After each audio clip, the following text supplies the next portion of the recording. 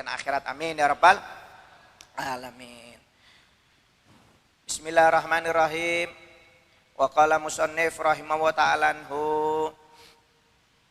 arkanus shalah. Masih dalam pembahasan rukun-rukunnya sholat. Sekarang yang dibahas rukun sholat yang kelima. Rukun sholat yang kelima yaitu ar-ruku, yaitu melaksanakan ruku. Ruku ini termasuk rukun perbuatan atau rukun pekerjaan. Membaca doa ketika ruku itu hukumnya sunnah. Ya, jadi rukuknya itu wajib. Apa syaratnya ruku? Syaratnya ruku yang pertama ayyasiha ma qablahu. Ya, hendaknya ketika sebelum melakukan ruku, rukun sebelumnya itu harus sah. Rukun sebelumnya harus sah. Kalau rukun sebelumnya belum sah, maka dia tidak boleh ruku. Contohnya apa? Kalau dia sebelum ruku belum membaca Al-Fatihah, maka jangan ruku. Itu syaratnya. Kalau dia ruku, maka tidak sah sholatnya. Rukuknya tidak sah, maka sholatnya pun tidak sah. Ya, dia sholat cuma baca doa iftitah langsung ruku, nggak sah. Jadi rukun sebelumnya harus sah. Rukun sebelum ruku adalah membaca Al-Fatihah. Ya, bukan membaca doa iftitah, bukan membaca surat-surat setelah Al-Fatihah. Membaca doa iftitah atau surat setelah Al-Fatihah itu hukumnya sunnah. Jadi rukun sebelum ruku adalah membaca Al-Fatihah. Jadi kalau Anda belum selesai membaca Al-Fatihah, Anda tidak boleh ruku kecuali masbuk seperti kemarin yang dibahas. Tapi kalau Anda bukan masbuk, maka Anda harus mensempurnakan bacaan Fatihah. Setelah selesai, baru Anda boleh ruku. Kemudian syaratnya juga, ya, yang kedua syaratnya ruku alla yaksida bihi ghairah, yaitu hendaknya dia tidak bertujuan lain kecuali untuk ruku. Ya, jadi tujuannya memang untuk ruku, bukan tujuan lain. Contoh orang sholat, nggak taunya dia mungkin punya utang sama seseorang. Ketika orang itu masuk ke masjid, dia kelihatan, langsung rukuk dia. Langsung rukuk, karena apa? Takut ketahuan. Nah, ini nggak boleh ini, nggak sah ini. Karena rukuknya bukan untuk melaksanakan rukun, karena takut kelihatan orang tersebut. Yang dia punya utang kepada orang tersebut. Ini nggak boleh. Jadi tujuannya rukuk ini memang untuk rukuk, bukan untuk yang lainnya. Atau contohnya maaf, ya, dia rukuknya ini karena takut ada tawon. Ya, mungkin ada tawon besar, tawon hitam, muter-muter umpamanya di depan mukanya. Kemudian dia takut disengat, akhirnya langsung rukuk. Rukuknya ini karena takut disengat tawon, nggak boleh. Ya, ini nggak sah. Berarti dia rukuk tujuannya bukan untuk rukuk, maka tidak sah. Jadi hati-hati, rukuknya itu tujuannya memang untuk rukuk. Jadi yang kedua syaratnya hendaknya dia tidak memiliki tujuan lain kecuali untuk ruku. Kalau tujuannya karena yang lainnya, maka tidak sah rukuknya. Ya. Kemudian yang ketiga ayat ma'inna fihi, yaitu hendaknya dia tumak nina. Apa tumak nina itu? Diam sejenak dengan ukuran membaca subhanallah. Ya, jadi kalau ruku itu diam. Ketika Anda melakukan ruku, itu Anda disyaratkan untuk tumak nina. Tumak nina itu diam sejenak sekiranya membaca subhanallah. Tapi sunahnya diulangi tiga kali. Itu sunahnya supaya tumak ninanya lebih sempurna. Subhana rabbiyal azimi wa bihamdi dibaca 3 kali. Walaupun dibaca 1 kali sebenarnya sudah cukup. Itu termasuk tumak nina. Tapi sunahnya dibaca 3 kali supaya dia tidak terburu-buru di dalam sholat. Ya, jadi syaratnya yang ketiga ketika rukuk harus tumak nina. Nggak boleh rukuk cuma nyentuh langsung berdiri lagi. Nggak boleh, nggak sah. Jadi ketika rukuk dia diam sejenak seperti orang membaca tasbih. Walaupun 1 kali sudah cukup. Tapi disunahkan diulangi 3 kali. Ya. Kemudian yang keempat, antakuna tumak nina fihi yakinan, hendaknya dia yakin melakukan tumak nina. Kalau dia nggak yakin maka nggak boleh berdiri, harus ya yakin. Ya, umpamanya terlalu cepat, kemudian dia ragu. Ini saya tumak nina apa enggak ini ya? Kok cepat-cepat? Nah, ini nggak boleh. Dia harus yakin bahwasanya dia melakukan tumak tumak nina. Kalau dia nggak yakin, maka bisa membatalkan sholatnya. Harus ya yakin. Makanya kalau sholat jangan terburu-buru. Ya, apalagi takut ketinggalan pesawat, apalagi namanya sudah dipanggil 3 kali, fulan bin fulan, fulan, fulan. Ya, sholatnya akhirnya keburu-keburu, akhirnya nggak dapat tumak nina, akhirnya ragu sholatnya. Ini tidak sah. Ya, tidak sah. Jadi harus yakin kalau dia tumak nina.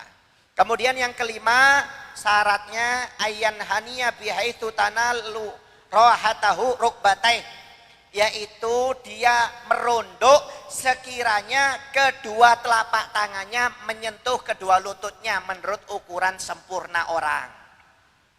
Jadi kalau rukuk itu Pak, ukurannya rukuk itu, ukuran normalnya itu seperti dua telapak tangan Anda menyentuh lutut. Itu ukuran sempurna. Jadi rukuk jangan nyentuh paha.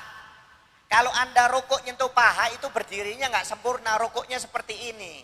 Tapi kalau Anda nyentuh lutut, kedua lutut, dua telapak tangan Anda nyentuh lutut, ini rukuknya seperti ini. Nah ini ukuran yang sempurna. Atau maaf, Anda menyentuh mata kaki. Ya, karena bosan rukuknya nyentuh lutut, pengen nyentuh mata kaki. Nah ini rukuknya akhirnya seperti ini. Nah ini juga tidak sah, nggak boleh. Ukurannya itu seperti ini rukuknya, jadi jangan berdiri seperti ini rukuk atau jangan terlalu ke bawah, akhirnya takut seperti sujud.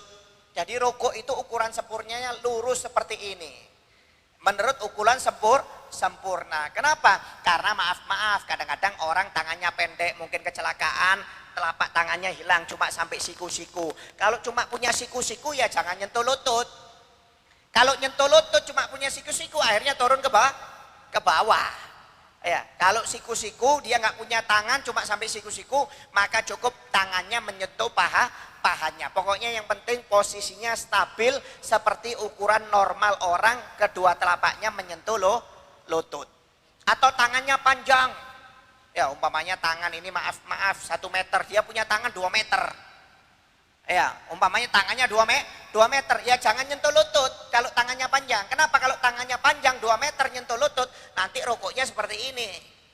Berarti dia apa? Berarti dia nyuntuhnya kedua kakinya yang paling bawah. Kalau nyentuh kaki paling bawah, dia duduknya seperti ini, rukuknya nggak ada masalah. Jadi ukurannya itu bukan tangan sebenarnya. Ukurannya itu kedudukannya rukuknya itu seperti ini yang sempurna. Nah ukuran seperti ini, ukuran normalnya itu yaitu kedua telapak tangan menyentuh lutut menurut ukuran normal. Tapi kadang-kadang orang tidak normal ukurannya, ada tangannya yang lebih panjang, ada yang tangannya pendek. Jadi jangan harus menyentuh lutut, tapi lihat ukuran posisi normal orang. Ya, kalau tangannya panjang, kalau nyentuh lutut nggak bisa, berarti dia harus nyentuh ke bawah, di bawahnya lutut, mungkin betis atau mata kaki baru sempurna seperti ini. Nah, seperti itu wajibnya. Sahnya seperti itu, ya. Kemudian ayyakuna bi ghairi inhinas, yaitu cara rukuknya jangan sampai salah. Ya, yaitu seperti apa? Yaitu seperti mengangkat kepalanya ke atas dan dadanya dihadapkan ke depan. Ini nggak boleh ini. Rukuk itu jangan dadanya ke depan seperti ini. Nah, rukuk itu dadanya ke bawah. Dadanya menghadap ke tanah, ke tempat sujud itu. Dadanya itu arah ke bawah. Jangan rukuk depan gini. Ya, umpamanya. Jadi dadanya ini dihadapkan ke kiblat, nggak boleh.